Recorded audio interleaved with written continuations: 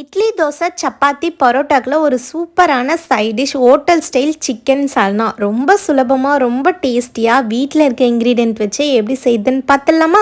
இதுக்கு நான் சௌபாக்கியோட nonstick multi கடாய் தான் யூஸ் பண்ண போகிறேன். முதல்ல எண்ணெய் சேர்த்துட்டு பட்டை, லவங்கம், ஏலக்காய், 1 ஸ்பூன் சோம்பு, 1 ஸ்பூன் சீரகம் சேர்த்துக்கலாம். கூட 2 பெரிய வெங்காயம், 3 பச்சை மிளகாய் சேர்த்துட்டு நல்லா வதக்கி எடுத்துக்கோங்க. இப்போ இது கூட 2 டேபிள் ஸ்பூன் அளவுக்கு இஞ்சி பூண்டு சேர்த்துக்கலாம். கூடவே 1/4 கப் புதினா, 1/4 கப் கொத்தமல்லி சேர்த்துக்கலாம். இதெல்லாம் நல்லா வதங்கின பிறகு 2 பெரிய தக்காளி, உப்பு சேர்த்துட்டு நல்லா வதக்கி எடுத்துக்கோங்க. இப்போ மசாலாக்கு 1 டேபிள் ஸ்பூன் தனி மிளகாய் தூள், 1 டேபிள் ஸ்பூன் தனியாத்தூள், 1/4 ஸ்பூன் மஞ்சத்தூள், 1/2 டேபிள் ஸ்பூன் கரம் மசாலா சேர்த்துக்கலாம். மசாலா எண்ணெயில வதங்கின பிறகு 1/2 கிலோ சிக்கன் சேர்த்துக்கலாம். ஒரு பேஸ்ட் அரைச்சிடலாம். 1/2 கப் துருவன தேங்காய், 1/4 கப் வேர்க்கடலை, 1/4 கப் உடச்ச கடலை சேர்த்து தண்ணி சேர்த்துட்டு நல்லா பேஸ்டா அரைச்சி எடுத்துக்கோங்க. அரைச்ச பேஸ்ட்டை சிக்கன்ல சேர்த்துட்டு நல்லா வதக்கி விட்டுருங்க.